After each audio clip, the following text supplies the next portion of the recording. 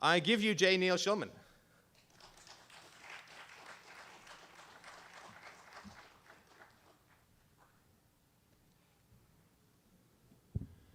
All right, you screwheads, prepare to be dazzled. Don't make me get my boomstick.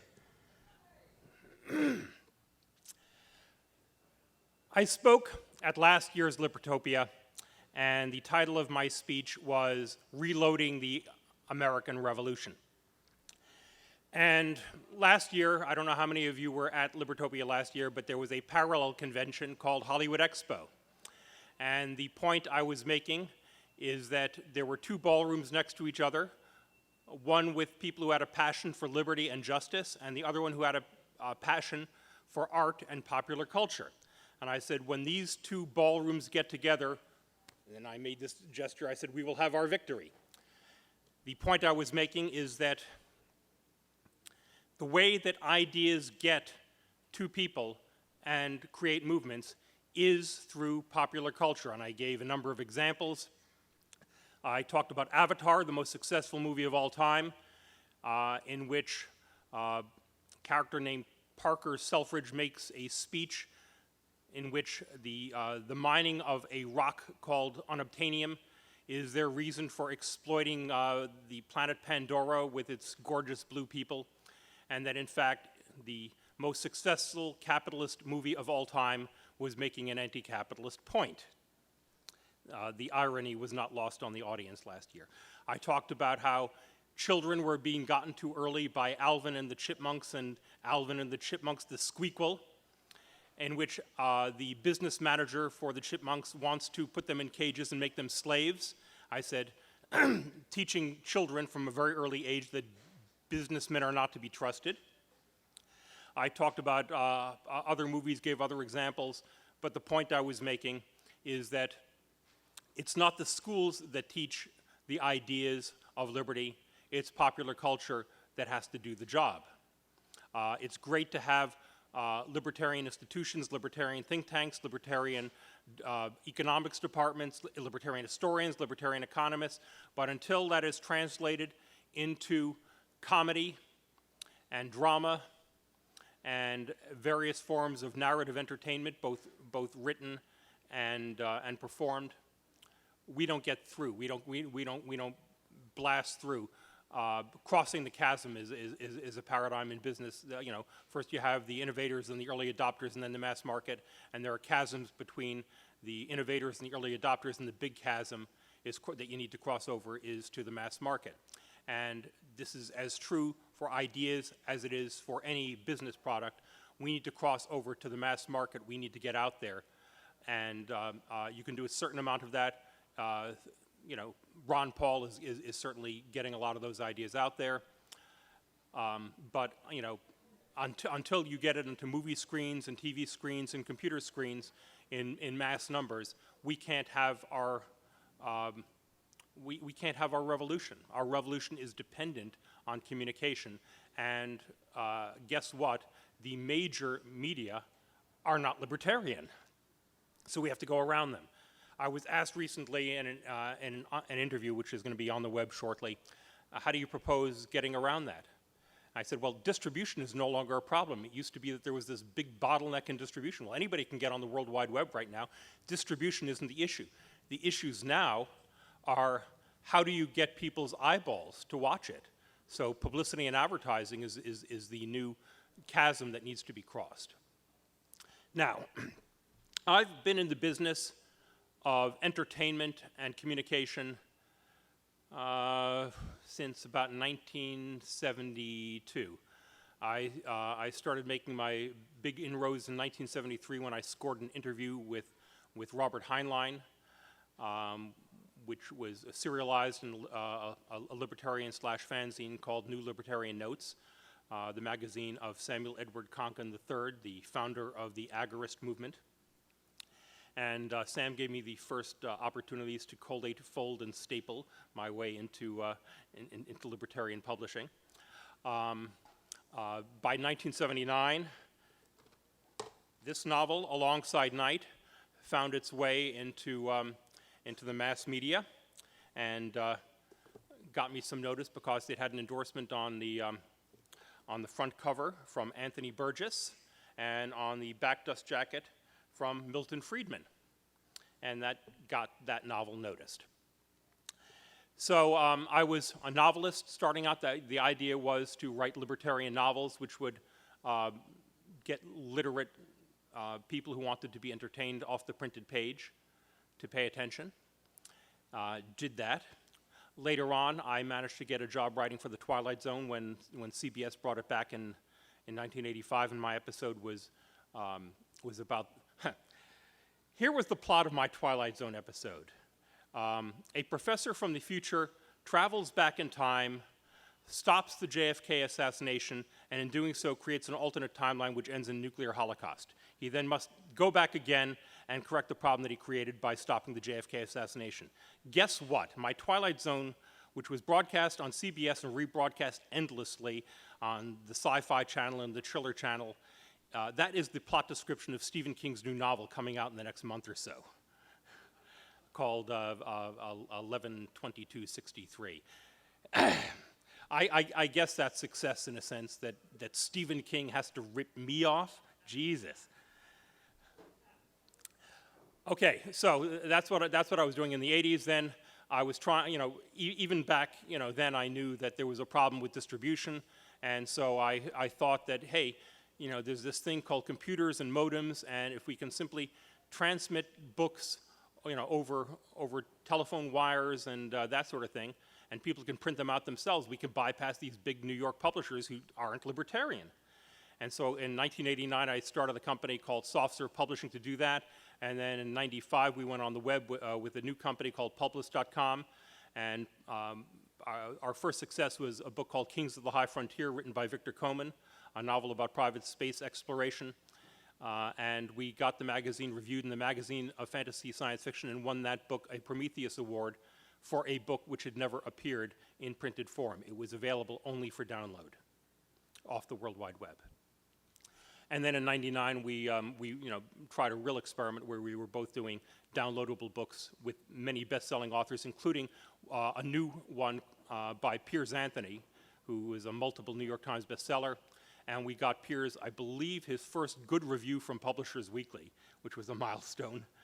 And we published about 49 books in 5 months, which was sort of a record. And we made some more milestones there. But the whole idea is, if you want to get past the establishment which is blocking us, you have to become an indie. So I became an indie author and publisher then, and then it's 2006 when we filmed this, Lady Magdalene's. I became an indie filmmaker, writer, producer, director, songwriter, actor, and every other job which I couldn't afford to hire somebody else for. The point, and the thing about Lady Magdalene's is, it just won a Libertarian Award this past July at Freedom Fest. What was the Special Jury Prize for Libertarian Ideals?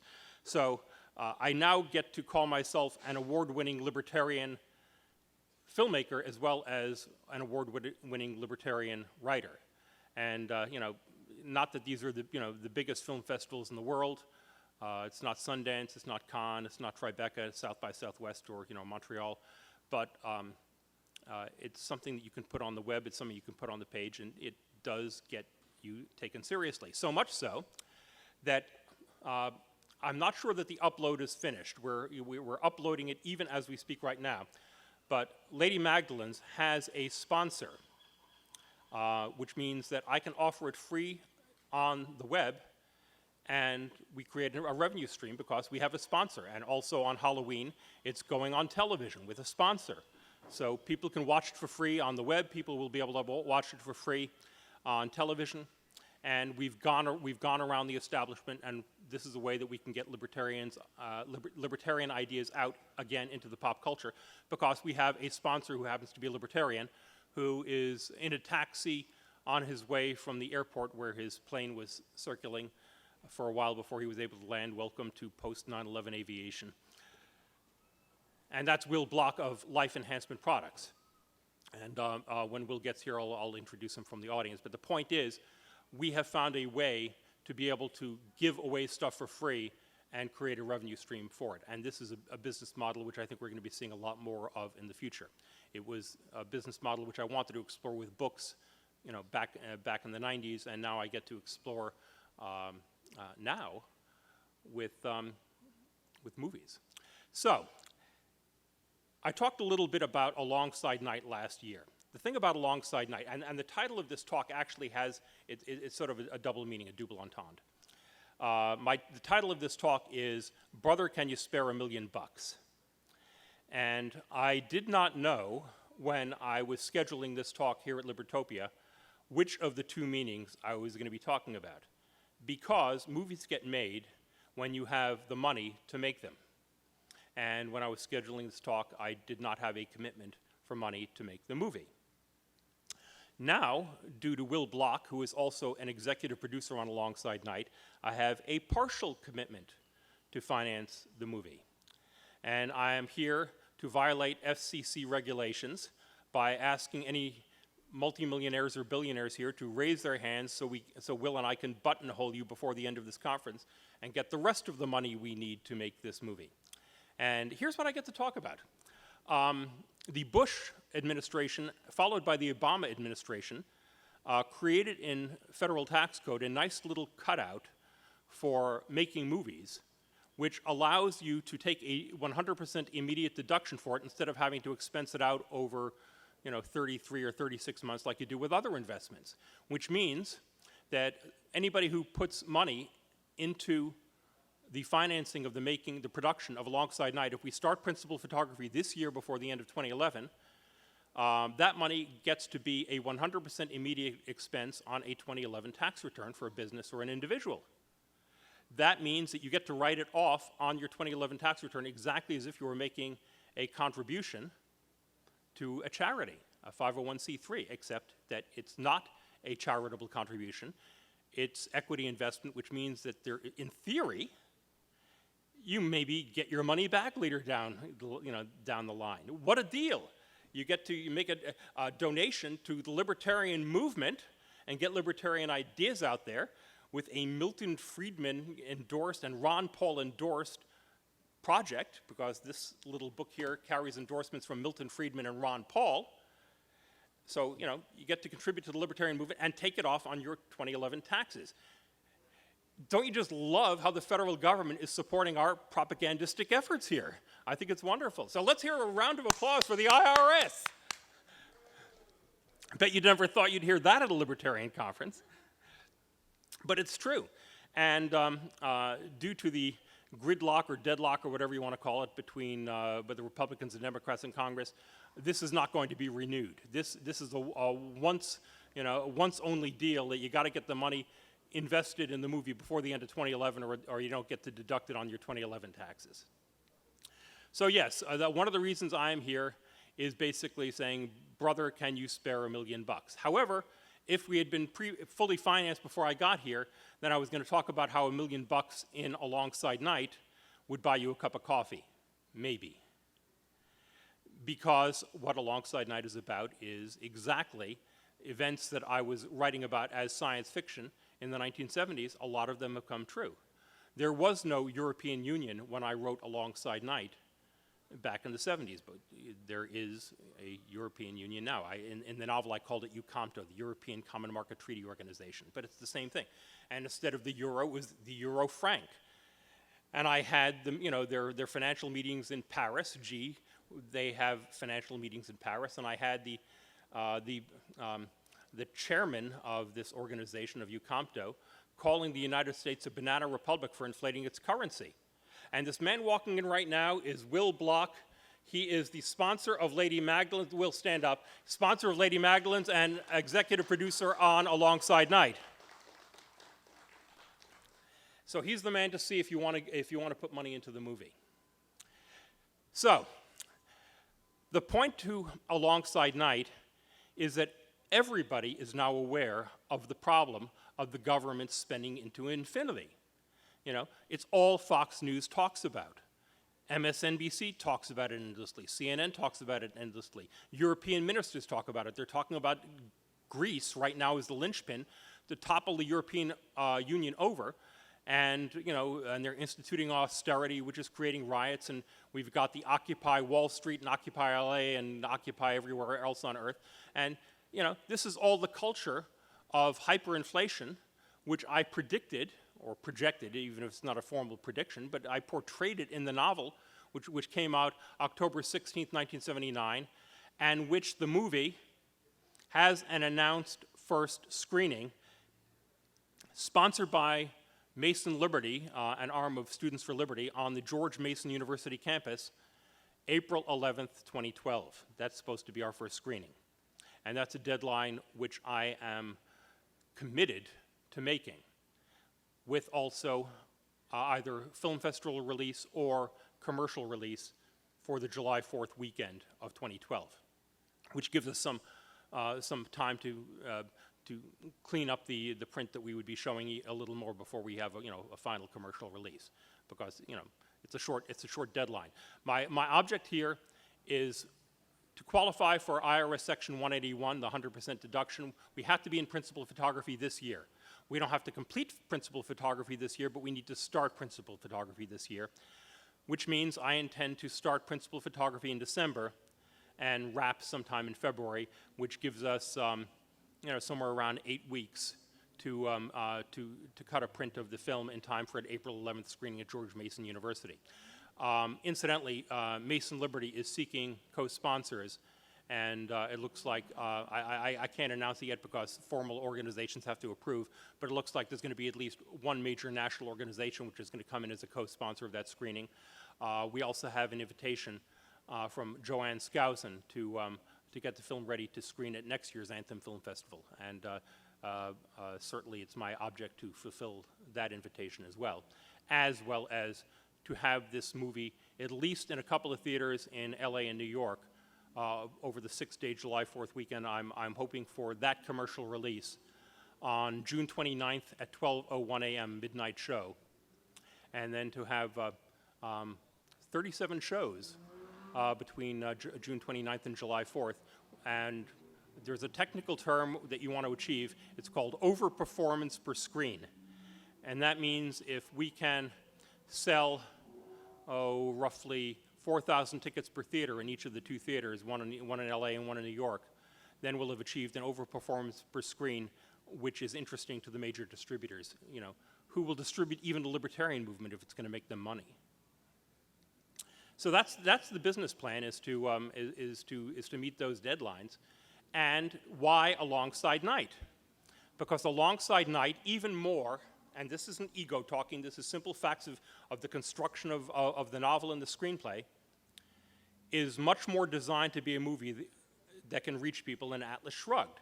Atlas Shrugged is basically the Lord of the Rings of libertarian propaganda. It has to be this huge trilogy.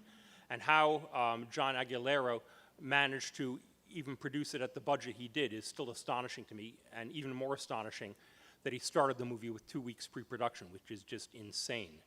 You spent a lot more money when you don't have time to do proper location searches and be able to optimize casting and crew and all that sort of thing, which is one of the reasons I think you have a Robert Stadler who speaks with an Hispanic accent. I have to figure that actor was just hanging around the set that day when somebody else didn't show up. I don't know that for a fact, I'm just guessing. That's how you get a Robert Stadler with an Hispanic accent, because it's not in the book. But the thing about Alongside Night, its two lead characters are 18 years old. Guess what? 18 years old is the demographic that buys most movie tickets and organizes on campus and shows up at Occupy Wall Street and Occupy LA and Occupy anywhere else you want to occupy. But you also have the phenomenon that Alongside Night has fans who identify themselves with the Tea Party and fans who identify themselves with Occupy. The novel showed up in the northern encampment at Occupy LA LAPD and was noted by Tim Cavanaugh of Reason.com. And so when I did my little blog piece announcing this screening at George Mason, I put up the picture again. If you go to jneilschulman.rationalreview.com, the latest entry is about the screening at George Mason University, the announcement. and we also have it on our various Facebook pages. But the point is, why Alongside Night? Is because Alongside Night got all of this stuff right over 32 years ago. And there is a certain credibility you get by being that right that early. I mean, you have Peter Schiff, who could talk about having, predicted certain things, 5 years before, and he gets cred for that. So, I mean, if Peter Schiff gets cred from the investment community for being right 5 years before, am I entitled to some credibility, some street cred for being right 32 years earlier? It just seems to me that, when you're going out to the marketplace, that means something, especially if you're doing it in what essentially comes down to is an action-adventure disaster movie. Alongside Night is going to be the disaster movie about the final crisis of the United States in turmoil, as we're seeing in Greece, as we've seen throughout various points of the world right now undergoing economic crisis, because this is a worldwide economic collapse driven by hyperinflation in the United States, possibly, I can't say when, but possibly leading in the not too far distant future to a collapse of the dollar and the chaos that results. So, Cato the Elder ended every speech, Carthago dolenta est, Carthage must fall. And I've been ending all of my correspondence recently with Alongside Night must be made. Why must Alongside Night be made? Because even more than Atlas Shrugged, this is the movie that can reach today's liberty-interested kids, the ones who see that there's something wrong. They're not sure exactly what the solution is. Even Michael Moore gets a lot of this stuff right when he identifies the crony capitalism in Wall Street, the bailouts and the backroom deals, the funding of this outfit here but not this outfit here, and it just turns out to be campaign contributions. We know that politics is corrupt. There's a big surprise to libertarians, because we know that the state by its nature is corrupting. That's the whole point of opposing the state, is that it's corrupting. We now have the President of the United States putting out hits on American citizens as if he's a mafia don.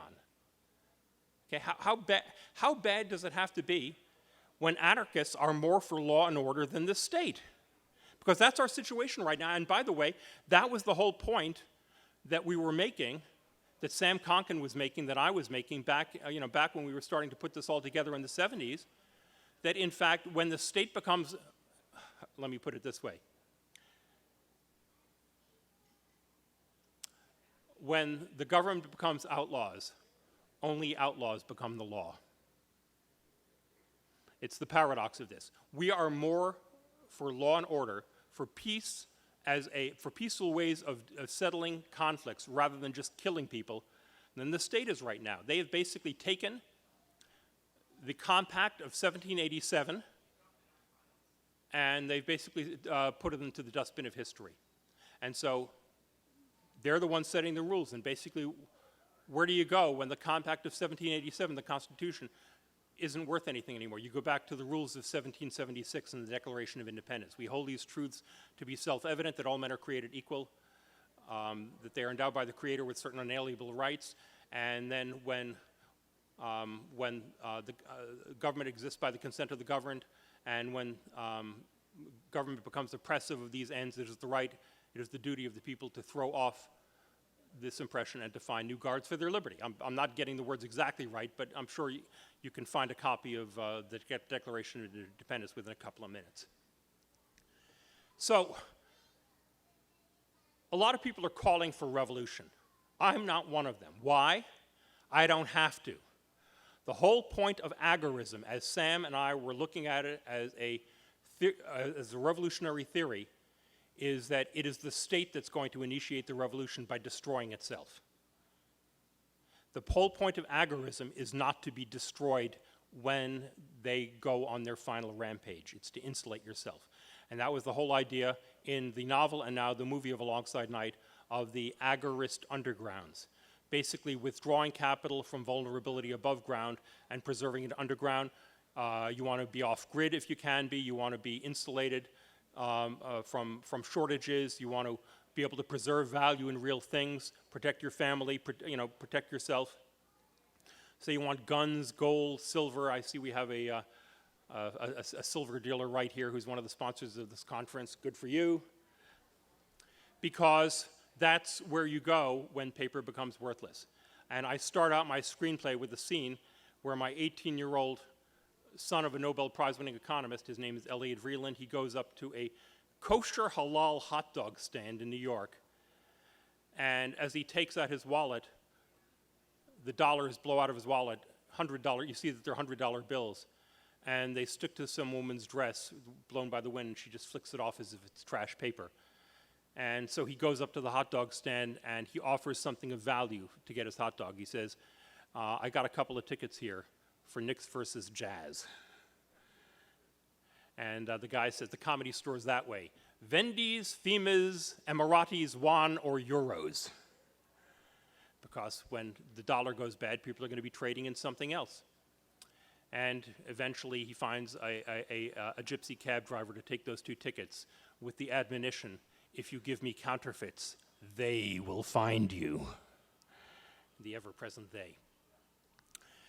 So, do we want the ideas of Ludwig von Mises to be on movie screens? Is there anybody here who doesn't? Do we want the ideas of Murray Rothbard and Sam Conca to be on movie screens? Do we want it to be in a dramatic and funny and entertaining action movie? Is this where people get their ideas? Is this where everybody gets their ideas instead of getting it from Avatar and Wall Street 2 and Alvin and the Chipmunks, the Squeakquel? I say yes. And the job that I have been developing for myself for 32 years now, as a professional writer and then screenwriter and now filmmaker, is to create those products, to get these ideas out in the form of entertainment so it's not heavy-handed propaganda. You don't have to be inside. You don't have to know who Murray Rothbard is or Lysander Spooner is to get these ideas, because I will imagine it for you better, faster, and cheaper. Thank you very much.